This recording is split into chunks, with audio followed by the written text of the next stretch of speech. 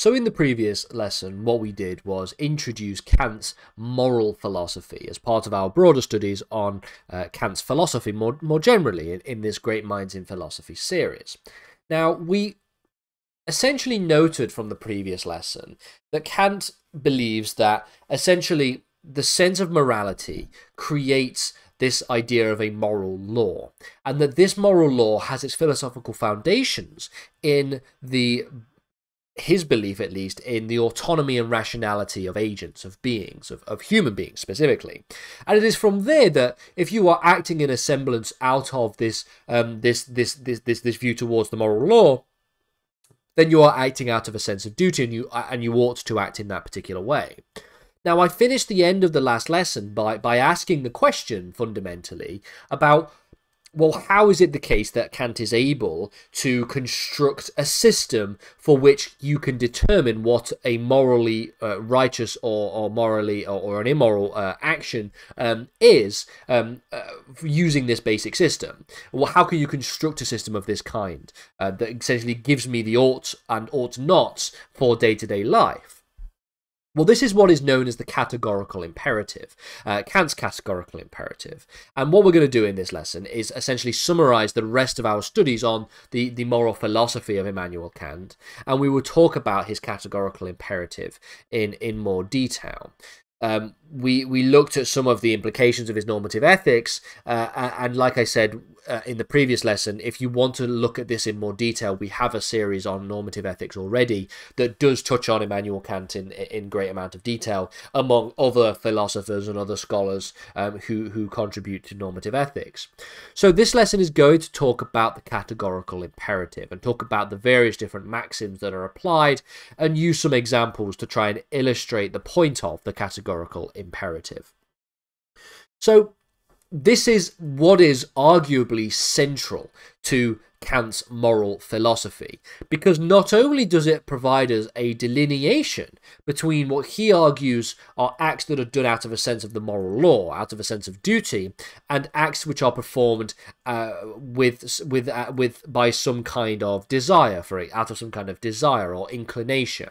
And what Kant does is he delineates between acts which are performed out of a sense of moral duty, which are acts which are part of the categorical imperative, and then acts which are not performed out of a sense of duty, which might be performed out of a sense of inclination or desire, which Kant describes as being an act performed as part of a hypothetical imperative. Generally speaking, then, the categorical imperative is a principle that provides us with a test for determining the moral worth of actions. So what it is essentially doing is essentially providing us with a system, like I mentioned in the previous lesson, a system for which we can determine when an action is moral or immoral on the basis of whether or not it adheres to the sense of categorical imperative, it adheres to the categorical imperative. So, in unpacking what the categorical imperative is, we have to determine what the basic principles of it are.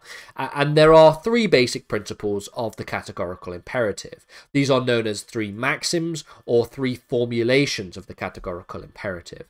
The first is the idea of the universal law.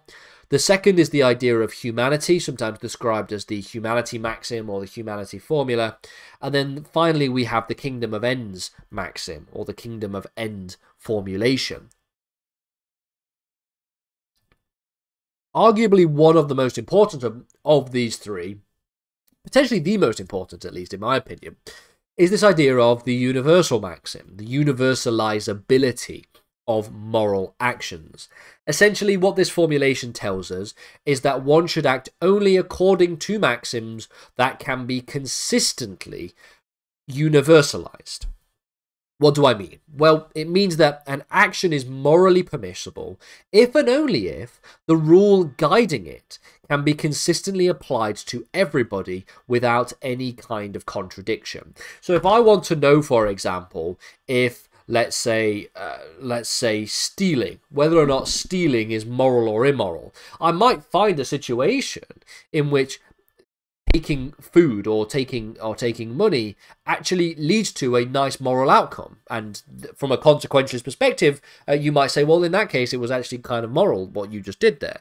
For example, somebody who is in a great amount of poverty stealing some food in order to feed their children. That could be an example of why stealing in that situation could be conceived of as potentially moral. Well, according to Kant, if you were going to ask the question, okay, well, is stealing moral? Well, according to Kant, according to this universal maxim, you would have to be able to consistently universalize it, such that you could apply it in any situation and it would not create a contradiction. It would not create an immorality, fundamentally. So if I can think of a situation in which stealing is immoral, then in that case, it could not be universalized. And so that maxim is not one that an individual ought to follow. Of course, I can think of an example where stealing is not moral. In most situations, in fact, it is probably immoral to steal. Maybe even in the situation that I described, it is immoral to steal in that particular circumstance. You can put an argument for or against it. That's what a philosophy degree will be asking you to do, fundamentally.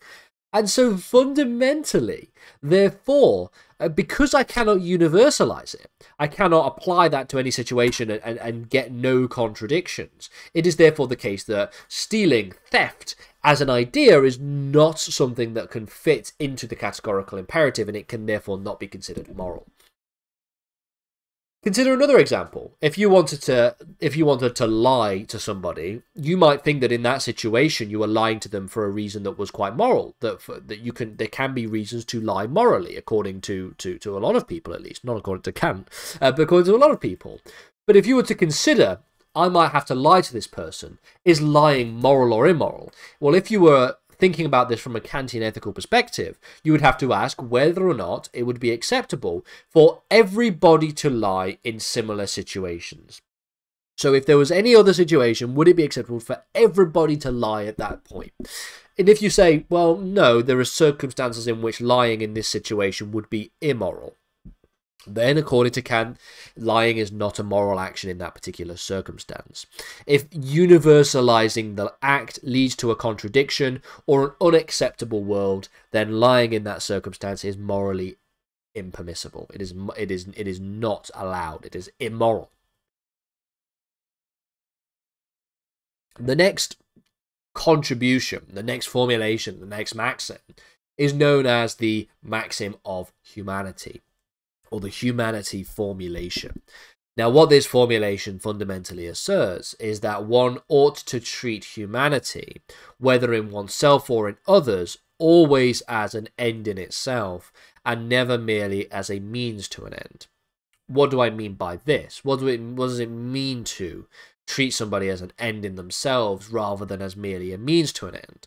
Well, what this emphasizes is that there is an inherent dignity and self-respect of each individual.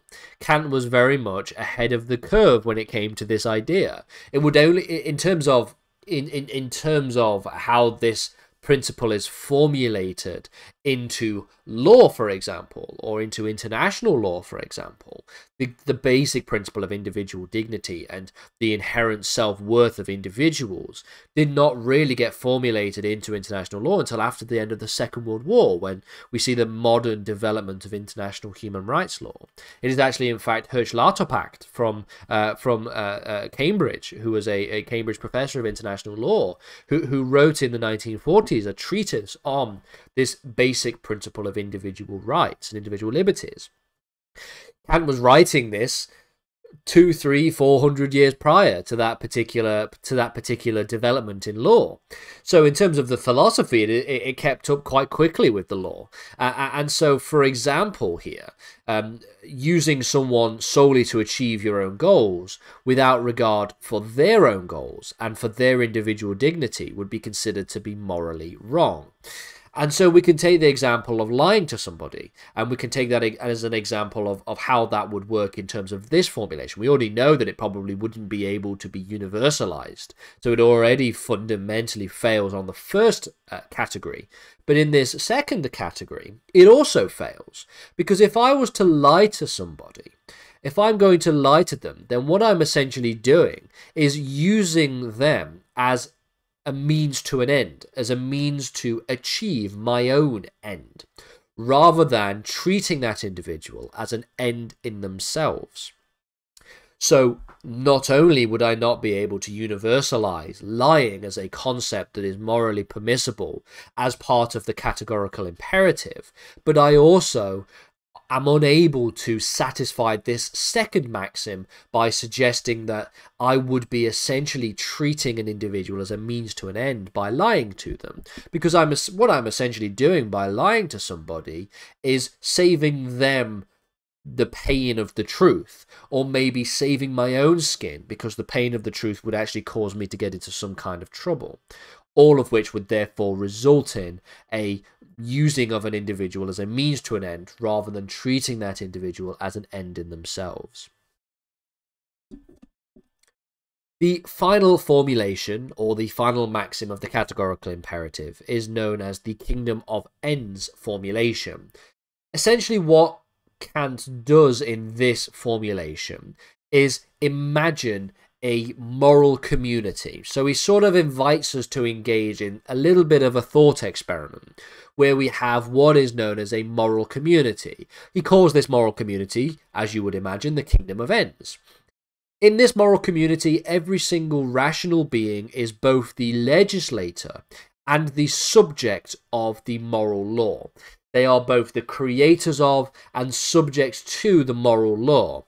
In this ideal community, it would be an ideal community according to Kant, individuals are treated as ends in themselves, and they will act according to the basic moral universal principles. In the kingdom of ends, there is respect for individuals' dignity, there is respect for an individual's individualism, there is respect for an individual's autonomy.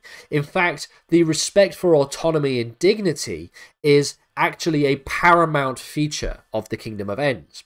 Each individual is seen to be a member of a moral community where everyone's rights, their individual rights and their individual duties are recognized.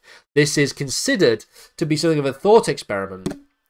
And so how do I apply this to moral situations?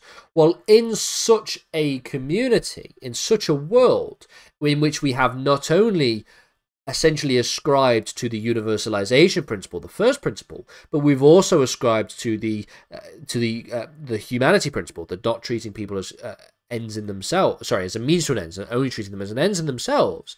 We've adhered to both of these principles, and in doing so, what we are doing is constructing a hypothetical world in which we can say, would lying, for example, fit into this hypothetical moral community? Well, if it fails on the first two, it fails therefore on this one, because you are not able to, firstly, act according to universal moral principles, because you cannot act universally by lying to somebody and not create a contradiction. But you're also not respecting an individual's autonomy and dignity, because you're treating them as a means to an end rather than an end in and of themselves.